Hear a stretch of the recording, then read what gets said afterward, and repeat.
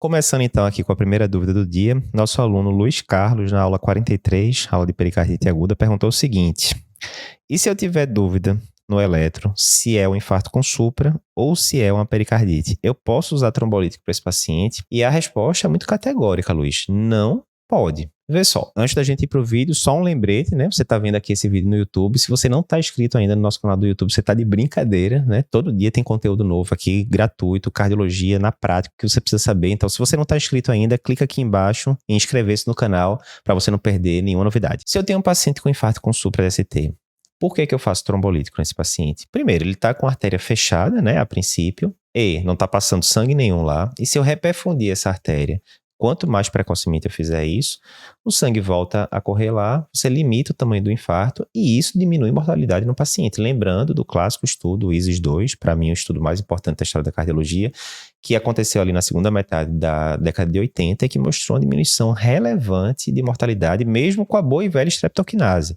Depois vieram trials com trombolíticos mais modernos e que diminuíram ainda mais a mortalidade em relação a strepto. Ok.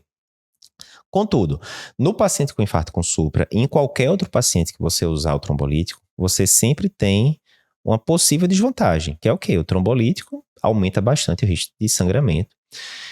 Principalmente, né, o maior medo da gente usar o trombolítico é o quê? Sangramento intracraniano, que as repercussões são catastróficas, podendo levar o paciente ao óbito. Ok.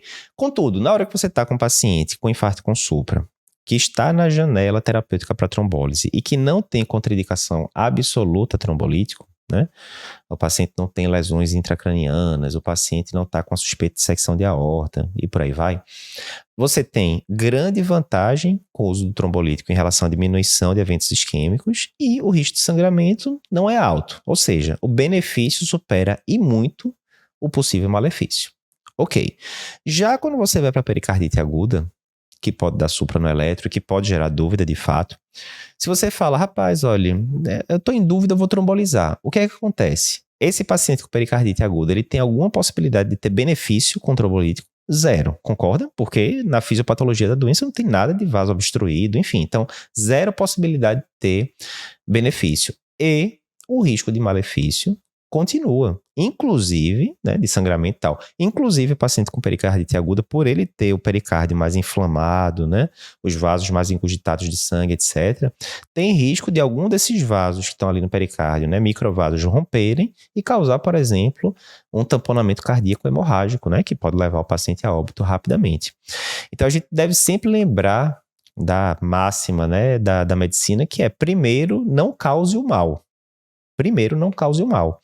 Então, se você está em dúvida se aquilo se trata de um infarto com supra ou de uma pericardite aguda, você não está seguro do diagnóstico, isso quer dizer que você pode estar fazendo um trombolítico para uma pericardite e fazendo um trombolítico para uma pericardite, você pode ter todas essas consequências. Eduardo, agora complicou. Agora complicou, porque, né? Infarto é a principal causa de morte no mundo, pericardite não é aquela coisa que chega todo dia no pronto-socorro, mas também não é nada raro. E se eu ficar em dúvida?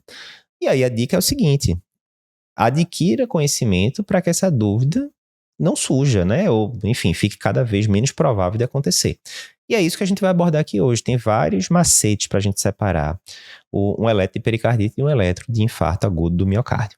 Que macetes são esses? Entre eles, né? Vamos aqui para alguns. Primeiro, distribuição do supra. No infarto agudo do miocárdio, o supra-ST ele vai ficar restrito ao território da artéria que está fechada. Então, se tiver fechada a coronária direita, normalmente vai ficar ali o supra D2, D3, AVF, né? Pode pegar a parede lateral também, mas o clássico seria isso. Se você está com a artéria descendente anterior fechada, dependendo de onde ela está fechada, se mais para cima, mais para baixo, você comumente vai ter supra de parede anterior, V1, V2, V3, e por aí vai, né? Então ela fica restrita ao território de uma coronária. Já na pericardite, você costuma ter o quê? Um supra difuso de ST. Então, às vezes, você pode ter supra de D2, D3 AVF, mas também de V2, V3, V4, V5, V6, por aí vai. E aí, quer dizer o quê? Eu vou pensar que o paciente está com a coronária direita e a DA fechadas ao mesmo tempo por um infarto? Pouco provável. Se é um supradifuso, fala mais a favor de pericardite. Presença de imagem espelho. Ela é muito comum no infarto agudo do miocárdio, né? Lembrando que é o quê? Você olha para derivações que estão quase que opostas, né? Por exemplo, AVL e D3, né? Elas não são rigorosamente opostas, mas estão em lados contrários. Então, se você tem um supra em AVL, Por infarto, você costuma ter um infra em D3 e vice-versa. Já na pericardite, a imagem espelho não acontece. Outra dica para diferenciar. Magnitude do supra. No infarto, com certa frequência, o supra pode passar de 5 milímetros de tamanho. Na pericardite, não é comum isso acontecer. Ondas Q patológicas, elas são presentes em boa parte dos casos de infarto, né? Principalmente os casos de infarto que já estão ali com algumas horas de evolução, e elas são ausentes na pericardite, porque classicamente pericardite isolada não vai estar tendo morte de tecido miocárdico, né? A concavidade, a história do supra triste e supra feliz. No caso da pericardite, a gente tem uma concavidade para cima, é a história do supra feliz. No caso do infarto, em fases iniciais, a concavidade pode estar sim para cima, mas à medida que as horas vão passando, a concavidade fica para baixo, fica o supra triste. Infra de PR é muito comum acontecer na pericardite e quando acontece, normalmente pega várias derivações e é incomum acontecer no infarto. Pode acontecer? Pode, porque você pode ter infarto atrial associado, mas não é a regra, certamente não. E por fim, outra regra aqui é a inversão de onda T.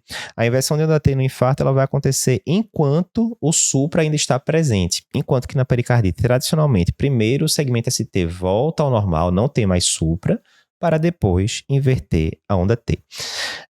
Contudo, né, uma dica muito importante é o seguinte, Dr. Smith, que tem um site top de eletro na emergência em língua inglesa, ele falou o seguinte: dê o diagnóstico de pericardite aguda por sua conta e risco. Como assim, Eduardo? Vê só. Uma coisa é você pegar um paciente de 20 e poucos anos, jovem, que teve um quadro viral 2, 3 semanas atrás e que agora chega com dor torácica aguda e tem aquele eletro clássico de livro de pericardite. Beleza, esse paciente provavelmente tem uma pericardite mesmo, a chance dele ter um infarto com 20 e poucos anos é muito baixa, o quadro clínico está muito típico, o eletro está muito típico, segue o jogo. Você vai pensar com uma pericardite e vai manejar com uma pericardite. Contudo, na hora que você pega paciente, por exemplo, paciente de 50 anos, ou um paciente até de 40 anos mesmo, mas já com fatores de risco, paciente com sobrepeso, hipertensão. Esse paciente chega com supra na emergência, muito cuidado antes de dizer que esse paciente tem uma pericardite. Eduardo, mas o eletro está sugestivo. Ok, mas lembre-se, mais uma vez, infarto, se você pegar qualquer emergência cardiológica, né, de tamanho razoável, até a emergência clínica mesmo, todo dia, né, basicamente tá chegando infarto. Todo dia. Pericardite não é aquela coisa que a gente vê no dia a dia. Primeiro, né? Não é raro, mas não é aquela coisa de todo dia chegar no pronto-socorro. Segundo, uma pericardite tem um prognóstico bom, né, via de regra. Já o infarto com supra não tratado, mortalidade alta, prognóstico ruim. Mesmo o paciente não morrendo, frequentemente ele vai ficar com insuficiência cardíaca depois e assim por diante. Terceiro, por epidemiologia mesmo, é mais comum você se deparar com infarto do que com a pericardite. Quarto, pericardite em pacientes que vão ficando ali mais velhos pode acontecer, mas aí já vai ficando mais raro ainda. Resumindo, se você está no local que você, principalmente se você tiver acesso a cateterismo 24 horas, chegou um paciente ali para você já de 40, 50 anos para cima, ou com fatores de risco cardiovasculares e tal, se não tiver aquele eletro classicaço de pericardite, com um quadro clínico muito clássico de pericardite também, você sempre tem que ficar com a pulga atrás da orelha no sentido de, rapaz, será que isso aqui não é infarto com supra? E aí, óbvio, você tendo CAT é muito simples, né? Porque você vai mandar o paciente pro CAT e, se for uma pericardite, vai vir CAT normal, complicação de um CAT branco, né, que a gente fala, muito pequena. Do outro lado, se você deixa passar um infarto com supra, mortalidade alta, insuficiência cardíaca, aquela coisa toda. Eduardo, se eu estiver num centro que eu fiquei em dúvida no eletro, não sei se é uma pericardite ou um infarto, mesmo com essas dicas todas, pode acontecer ele ficar em dúvida? Óbvio, pode acontecer. E eu não tenho CAT 24 horas. Tem alguma coisa que possa me ajudar? Tem. Se você tiver, e não é tão comum, mas se você tiver um ultrassom ali, um eco, à beira do leito, você souber ver a imagem, pode ajudar. Por quê? Na pericardite aguda, normalmente vai ter o quê? Contratilidade miocárdica normal, e você pode ver derrame pericárdico e ou espessamento do pericárdio, né? Tem que ter um pouquinho mais de experiência para ver a experiência do pericárdio. Já no infarto agudo com supra-DST, você vai ver quase que inexoravelmente alteração da contratilidade regional ali do miocárdio, né? Em alguma região você vai estar com hipo ou acinesia, né, comumente. Então, o eco pode ajudar nesses casos, mas, via de regra, né, você vê no contexto clínico, você vê no eletrocardiograma, você consegue discernir uma coisa da outra. Contudo, mensagem final, não trombolizar um caso que você não está seguro que se trata de um infarto com supra. O ideal é que você tenha essa segurança no eletro para salvar vidas e saber separar o joio do trigo, o infarto da pericardite. Olá, que bom que você gostou desse vídeo que acabou de ver, um videozinho mais curto. Se você tem interesse em outros vídeos curtos do Cardiopapers, eu vou te indicar esse daqui. Muita gente já assistiu e gostou. E se você quiser ver o podcast que deu origem a esse vídeo que você acabou de ver, né? Esse vídeo é um corte. Para ver o episódio completo, clica aqui na esquerda e você vai conseguir ver o episódio completo do podcast.